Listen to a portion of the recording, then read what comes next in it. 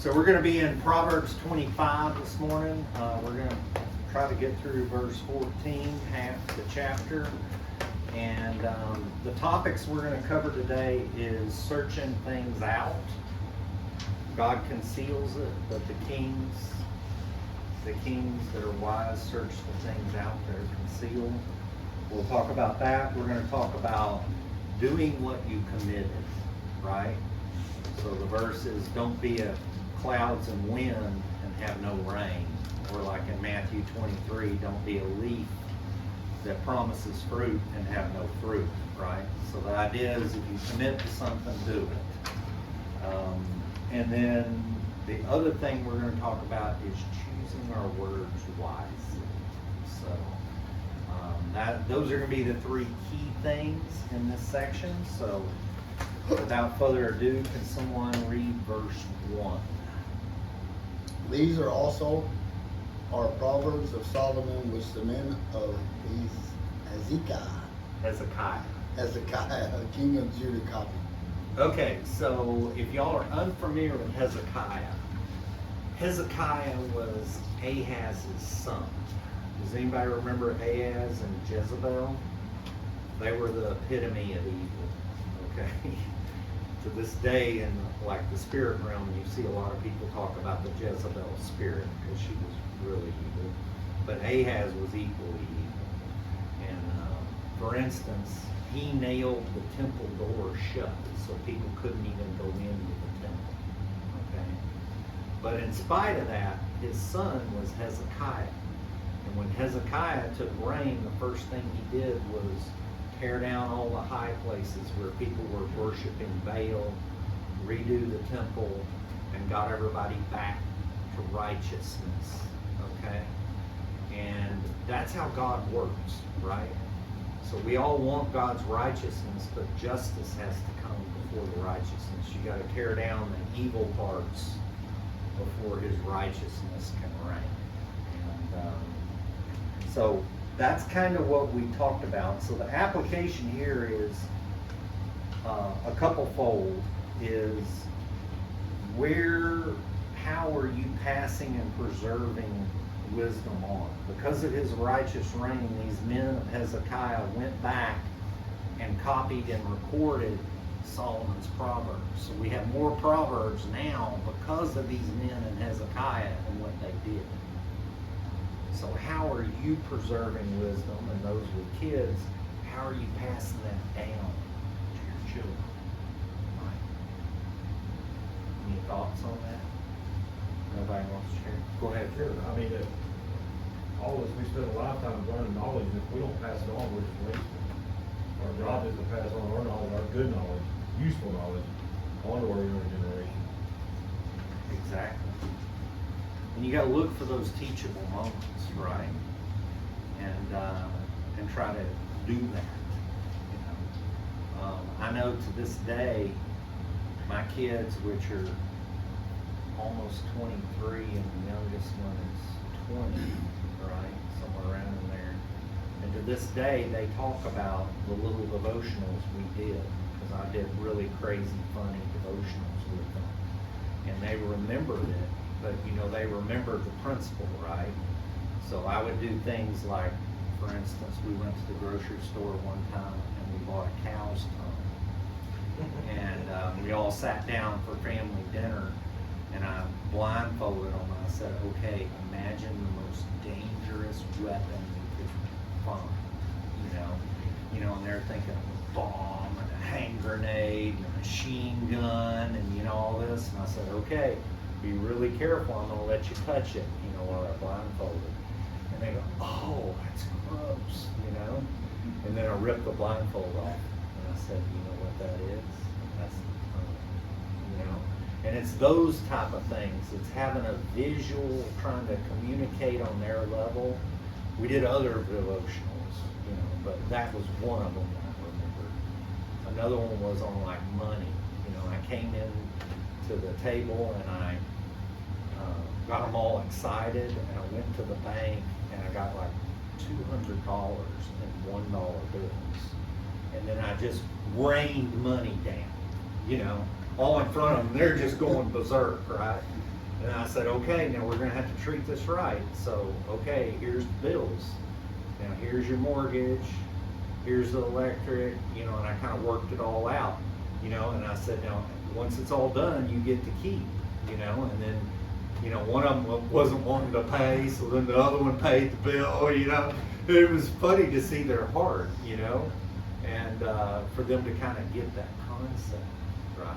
So, anyway, just ideas, you know. Let's go on to 25-2. Who would like to read? It is the glory of God to conceal a matter, but the glory of kings is to search out a matter. Okay, so the glory of God to conceal a matter. See, there's lots of things in the Bible that we don't understand. God's higher than we are, and we can't understand His ways. So that's kind of a tough part. But what you have to have, at least in my opinion, is a humble spirit. Like those of you who read your Bible a lot or often, sometimes you probably experience this where you'll read a passage, you've read it maybe 10 times before, and all of a sudden you read it and something sticks out, a word that you never really noticed before, right?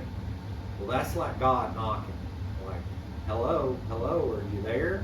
You know, McFly, if you remember the movie, you know, are you there? That's your hint to go search that out. That's the Holy Spirit saying there's something here that's different that I'm trying to speak into your season of life. And a lot of times what I'll do is when that happens, I'll either do a word search through the Bible to see where they used it. I'll pull up the Blue Letter Bible so you can get the Greek or the Hebrew, because understand, every Bible that we use is a translation. So those Greek words have a lot of times 3 to 5 different meanings. And God may be telling you specifically something and you're missing it because you're reading the English translation. If you go back and you read that Greek word, and then all of a sudden it means something totally different and it applies directly to what you're dealing with and what you're praying about. And God may be answering your prayer and He's asking you to search it out, right? Does that make sense? Okay. Y'all had that happen, or is it just me? Okay. Okay. Now, you know, the application here is, are you intentional about searching things out? You know, I'll be honest with you, when I first started as a Christian, I had the goal of, I bought one of those books, Read the Bible in a Year, and I joked it took me a decade, because I didn't understand it. It was Greek to me, pardon the pun, and, you know, it was honestly, it's kind of drudgery, you know, to read through it the first time. And then I finally got to a Bible study and somebody like unpacked it. And what I have found personally is I don't like to do things like that. Like, I'll do it sometimes, but reading the Bible through in a year, because sometimes I'll get so focused on the goal, I'll miss the things in between. So what I prefer is for you to go deeper and read less and get what you get out of it, instead of trying to read the whole thing in a year and then you've got an inch deep knowledge instead of, because if you go deep in it, then you'll be able to apply it, you'll be able to transform your life. There's a lot of good resources out there. The one I'm using right now, which I'm kind of on fire about, if you have a pen, it's called The Narrow Path. The guy that runs it is Steve Gregg. He's like a hippie. He's in his early 70s. He's got the gray hair with the ponytail. And he's been studying the Bible for 60 years. And the guy's Bible knowledge is just incredible. He's got a great website. He does verse by verse. And then he also has a daily radio program where people call in and ask questions about the Bible. And he explains it all biblically, all, you know, and I agree with about 95% of what he says, which is hard for me, because I normally disagree. So that's a good resource for you if you're interested. Try to redeem your time. You know, if you're driving in a car, you know, other time that's dead time, you know, instead of scrolling, listen to a podcast, read something, you know, do something. Go ahead. I got Sirius satellite radio. What's a Yeah. good podcast? Do they have any good channels on there?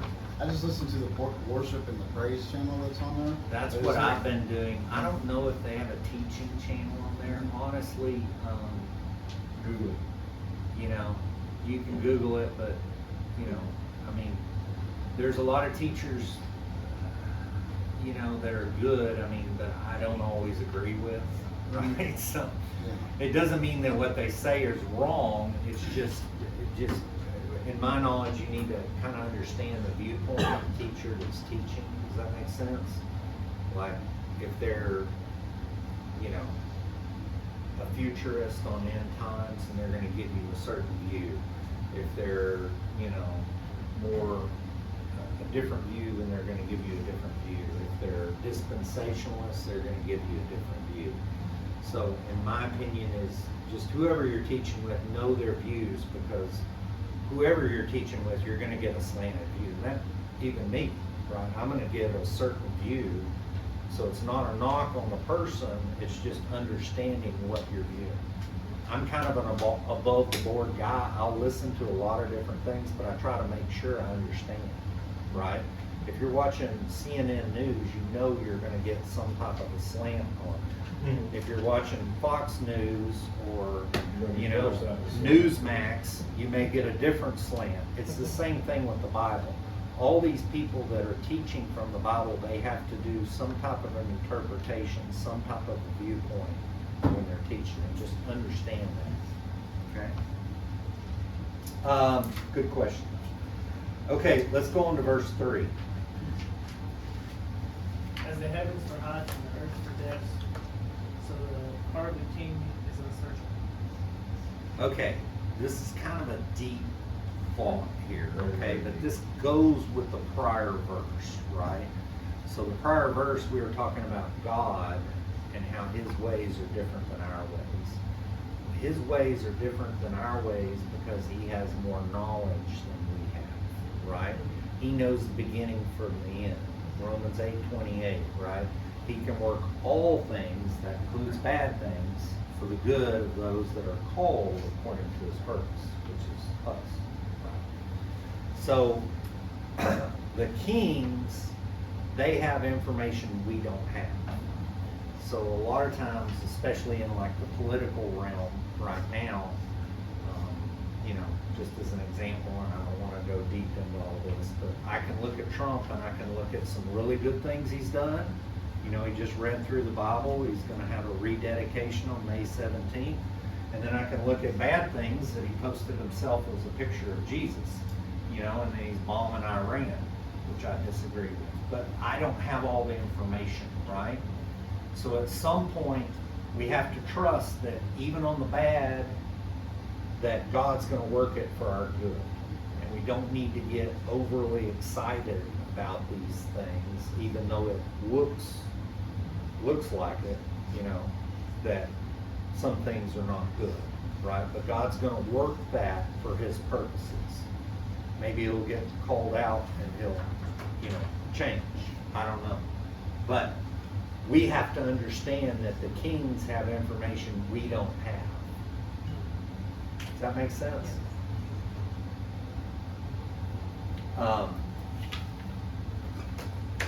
You know, I listened to an interesting thing of somebody that, just a sidebar, an interesting thing that somebody analyzed the Kentucky Derby. I don't know if you watched the results of the Kentucky Derby. At the end of it. Yeah. So the Kentucky Derby was interesting because the horse that won was called Golden Tempo, right? And Trump, when he was inaugurated, said the Golden Age. And he was 19th in the field, meaning his odds were really low, paid out like 23 to 1. The number one horse, which was ranked number one, that was highly favored, was named Renegade. Renegade, for those of you that don't know, was the Secret Service name for Barack Obama, who's been in the news lately for prosecution, right? So you kind of see some potential signaling, you know, of God signaling things in the natural.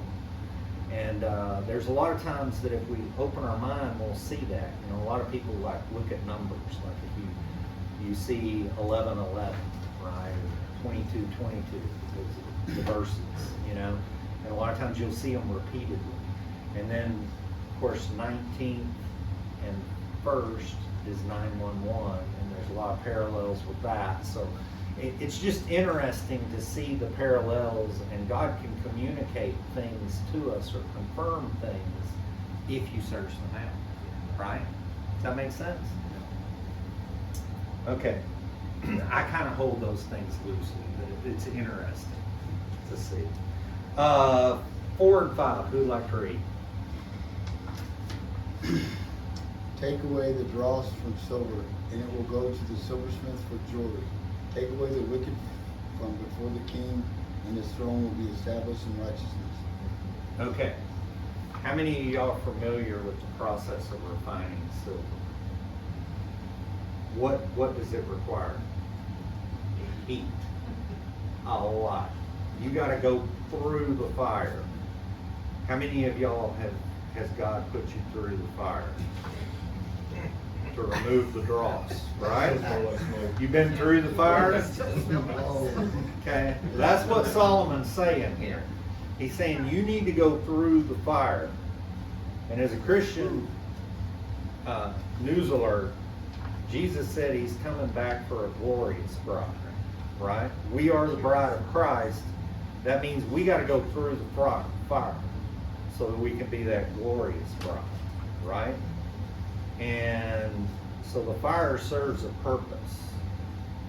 Now, the other way here is talking about take away the wicked before the king, and his throne will be established in righteousness. That parallels what we already talked about. For righteousness to reign, the wicked have to be taken care of. And we've seen a lot of wicked advisors thanks to our presidents, right? And, you know, these presidents rely on these advisors. So a lot of times they may have just given bad advice. Who here has had wicked people give you bad advice? Yeah. So this applies personally too, right? So one of the applications here is, where is there dross in my family, church, workplace, leadership, you know, that needs to be burned away? What's dross? Dross is the imperfections in the silver. Okay. And you get it under high heat and it burns it away. Okay. And actually Paul talked about this on the Bema Seat judgment, if y'all remember that. So another quick rabbit trail, but if you don't understand this, is when we end this life, we will face judgment, right? And there's two judgments. There's a great white throne and the Bema Seat. The Bema Seat is for believers, so we don't have to worry about the great white throne as long as you believe Jesus died for you and you're acting it out. What did Jesus say? Follow me, right? So you have to follow him. You can't just say lip service. You can't be a tree without fruit, okay? But assuming all those things are true, we're going to go to the Bema Seat judgment. What Paul said at the Bema Seat judgment is that all of your works are heaped up. So I live in the country, I do a burn pile, okay? Think of a burn pile. They're all heaped up, and then God's flame is going to hit it. And then everything of lasting value that's not wood, hay, and stubble, that's all that will be left. Because everything that is wood, hay, and stubble will be burned up. And then your rewards will be left on what you did that was eternal, that wasn't wood, hay, and stubble. Right? Does that make sense? Because unfortunately a lot of what we do is wood, hay, and stubble. Right? Okay. So, let's go on to 6 and 7. Do not exalt yourself in the presence of the king, and do not stand in the place of the great. For it's better that he say to you, come up here, that you should be put in the lower presence of the prince when your eyes have seen. Okay. What this is saying, in essence, is be humble. Okay. Jesus did a parable on this very proverb, right, in Luke 14, 7 through 11. Y'all probably I'll paraphrase this parable, you've probably heard it, but his disciples, and I think I didn't look that one up, but his disciples were coming to have dinner with the Pharisees. Okay, you have to put yourself in this picture. The Pharisees, of course, had all the robes and the vestiges. They wanted the people's praise and all this. Well, they're going to a dinner. When they had a dinner, you wanted to sit at the head table. You wanted to sit with all the featured guests, with all the highest leaders. You wanted to sit at the head table. So the Pharisees didn't run anywhere. They would run to get to sit at the front table. So you can just imagine this fancy dinner, everybody dressed up, and then they're running and fighting each other to sit at the front table, right? So Jesus tells his disciples, when we come here and you see this behavior, do not engage.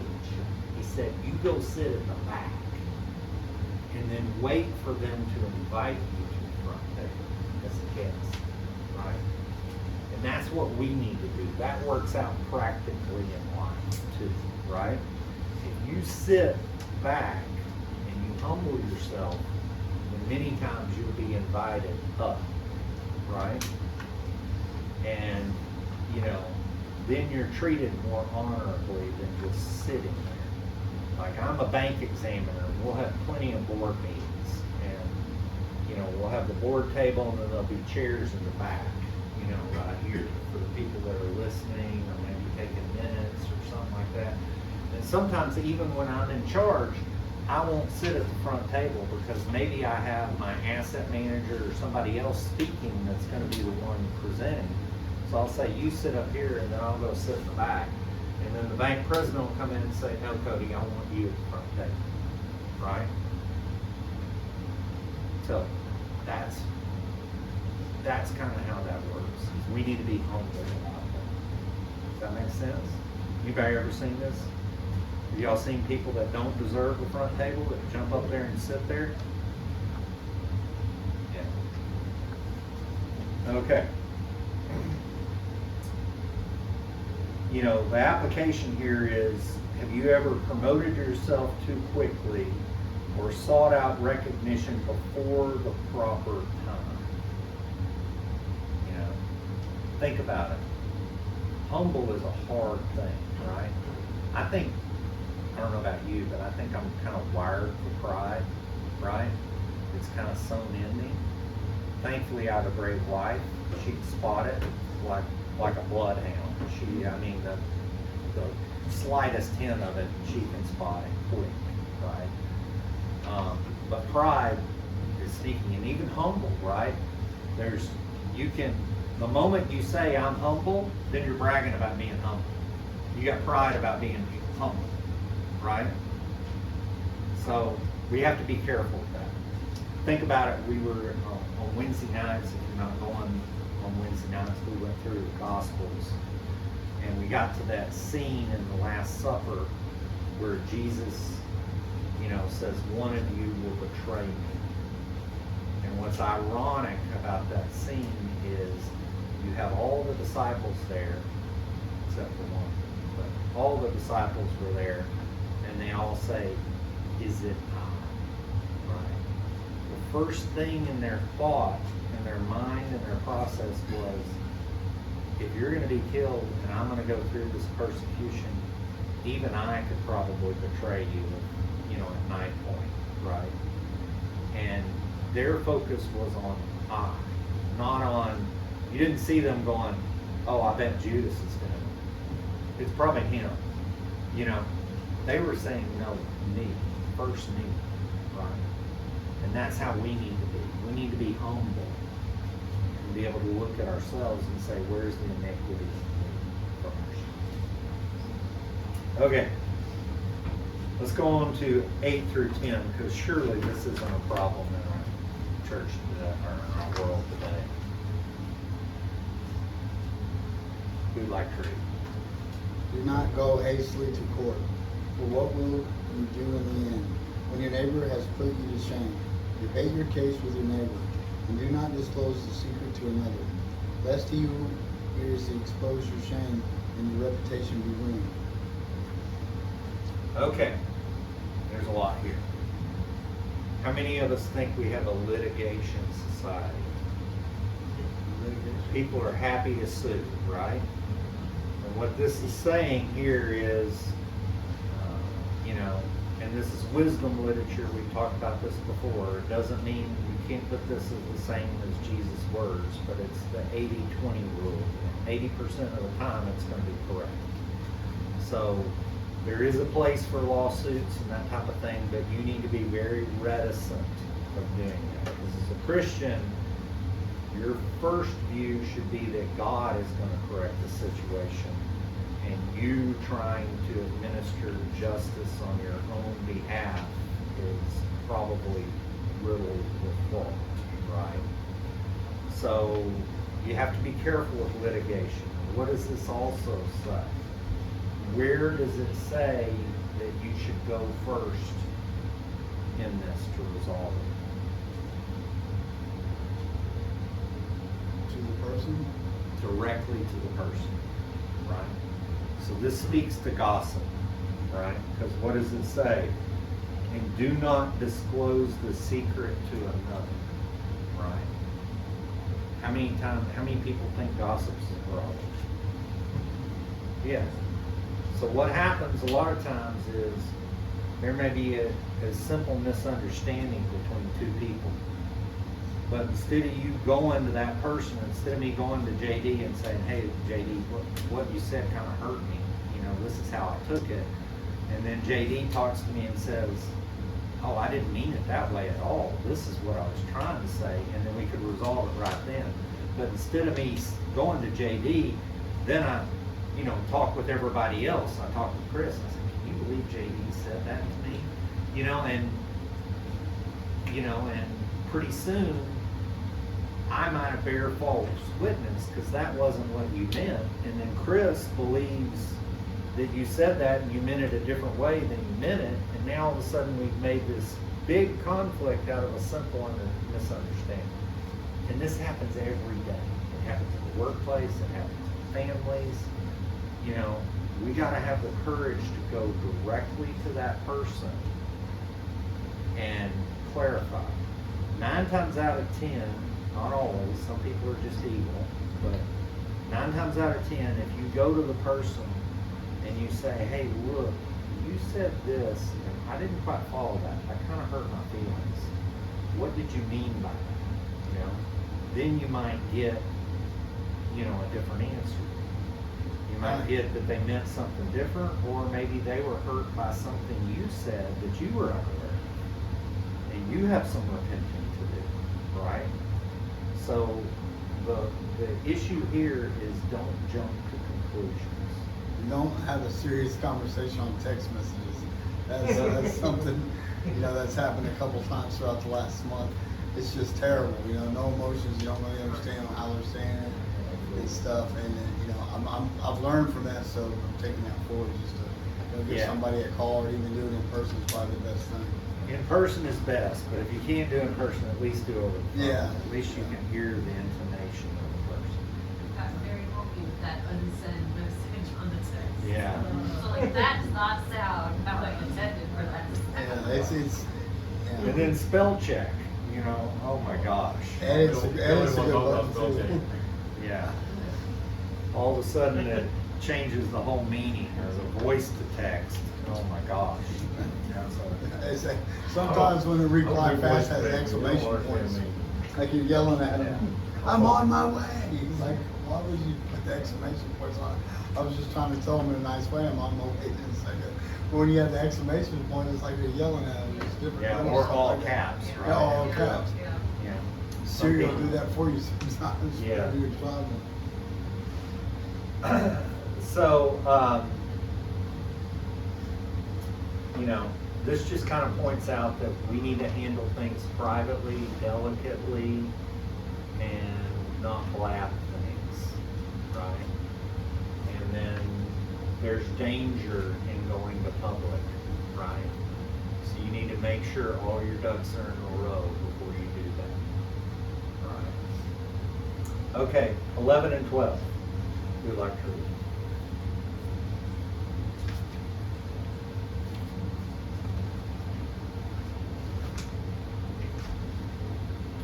A word fitly spoken is like apples of gold and settings of silver.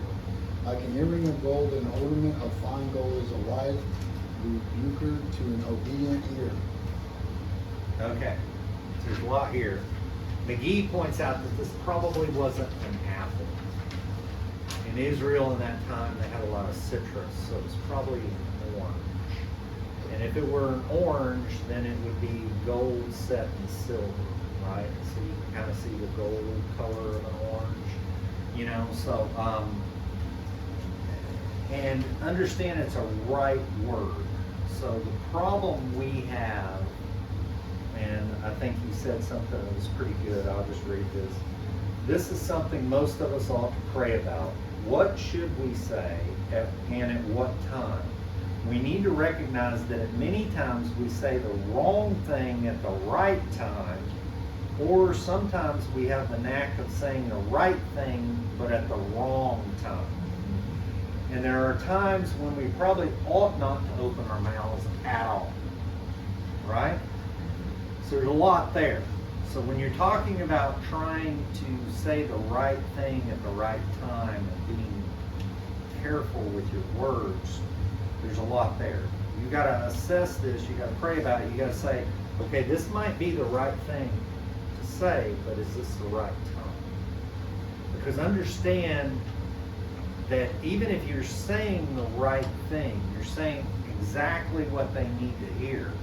If you deliver it in a way that it's not going to be received, then you might as well not have said anything.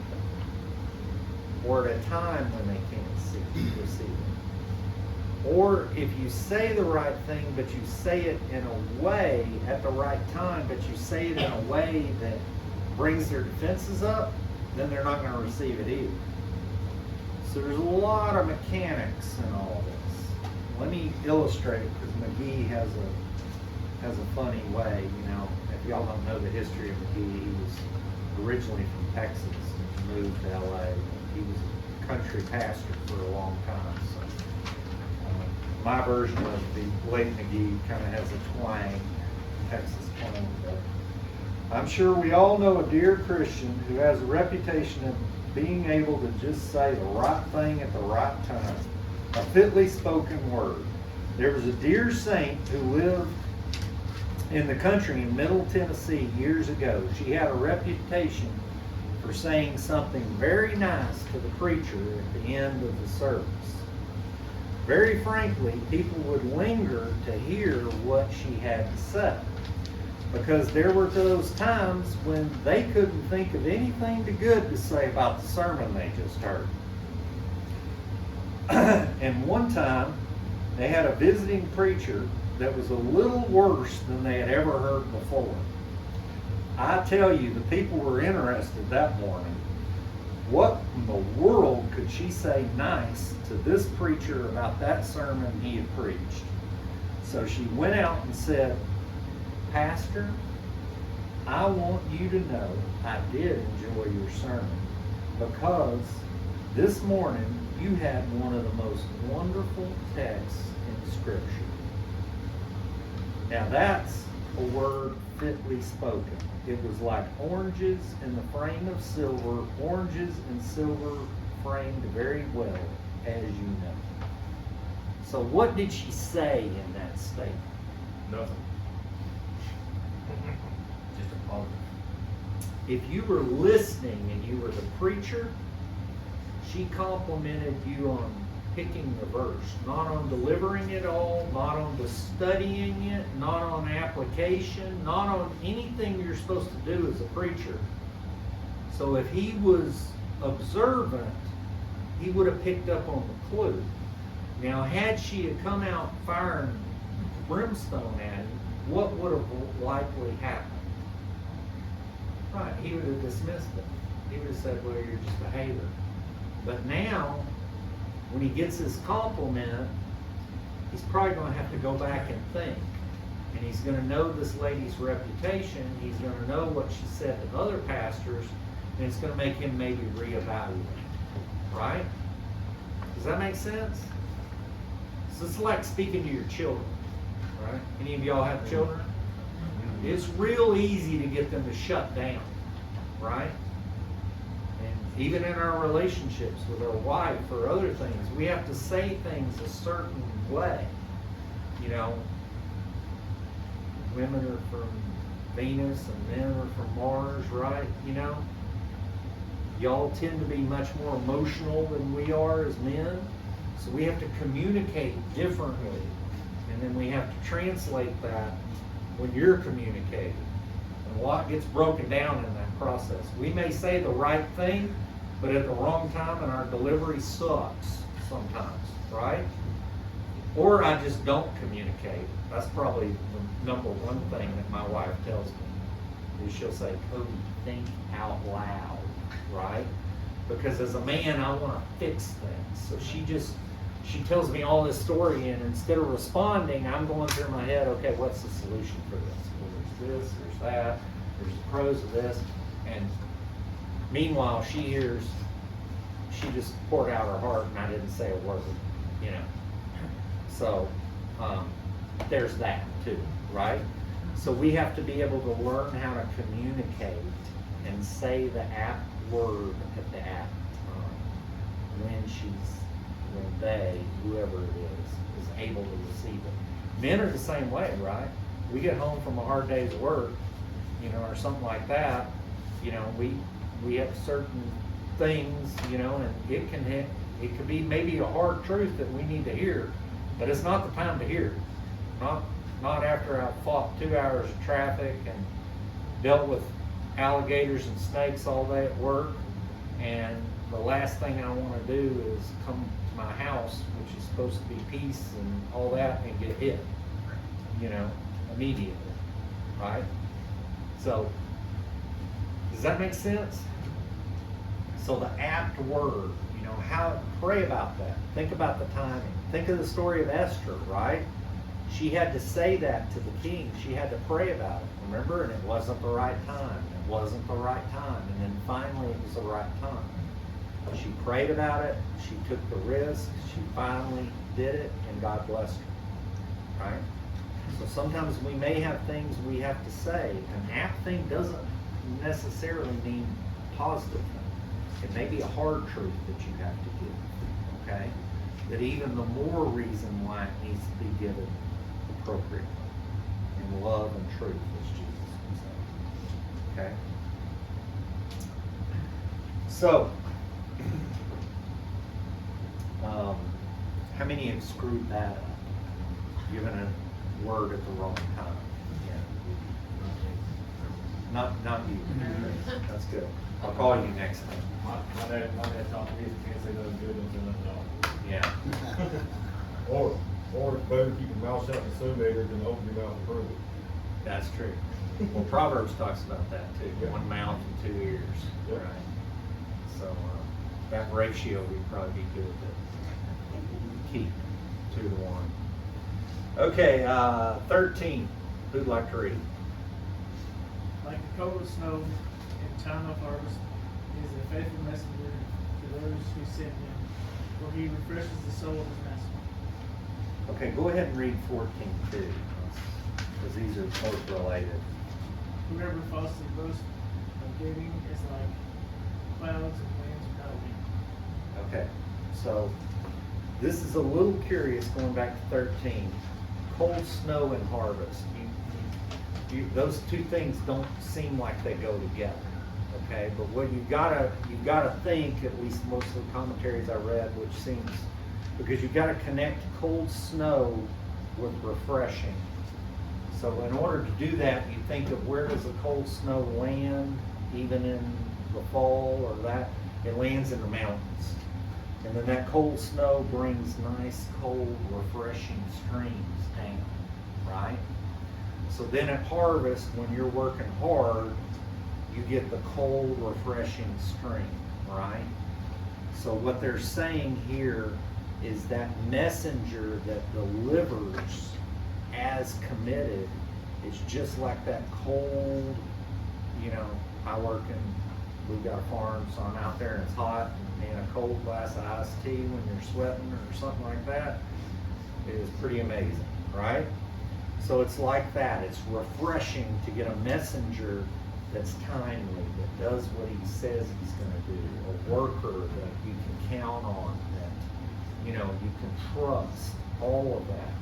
That's refreshing. Now we're gonna contrast that with verse 14, who says, whoever falsely boasts of giving is like clouds and wind without rain.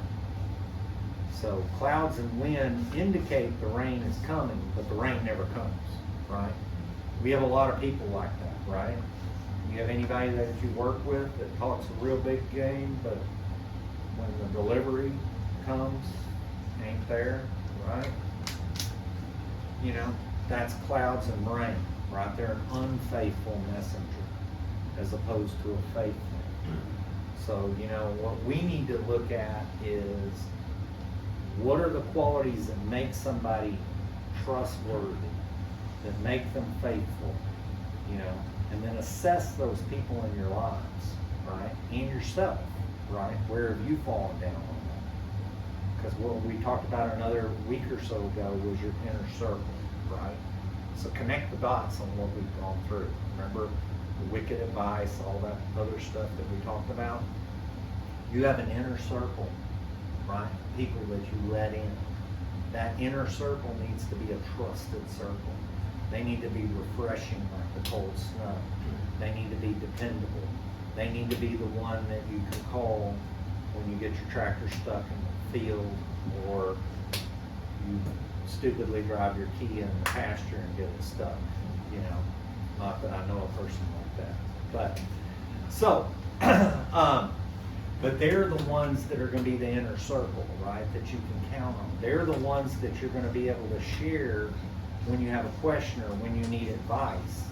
Because you don't want advice from somebody that's not allowed in your inner circle. If you don't trust them enough to put them in your inner circle, you don't need to be taking advice from them. Your inner circle is your heart, right? It guides your heart. And of the heart, everything else comes out, right? So we have to protect that inner circle. It doesn't mean that you can't have those other relationships, but you need to keep them at a distance until they're trusted and come into that inner circle. Think of the story of Joseph, right?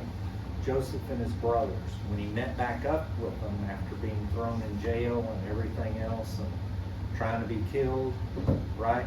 He didn't just go hug them, right? He tested them. It wasn't that he didn't love them, but forgiveness and reconciliation is two different things. They didn't earn getting back into the inner circle until they had proved them, right? Until they stood up for his little brother. Then he knew that they had changed, and then he allowed them in. And we have a tendency to allow people back in our inner circle before we've tested them, before we've refined the silver, before we've known that they've really changed, right? Does that make sense? Thoughts, questions? Did y'all learn anything today? Okay. Who'd like to pray us out? So I know we got kids singing this morning. We better get out of here. Oh, you got the bells or something. Yeah. No, I got it. Lord, we gathered as a group right here. So just please watch over us and our families, and God bless everybody that's here at the Calvary Baptist. In Jesus' name, amen. Amen. Thank y'all.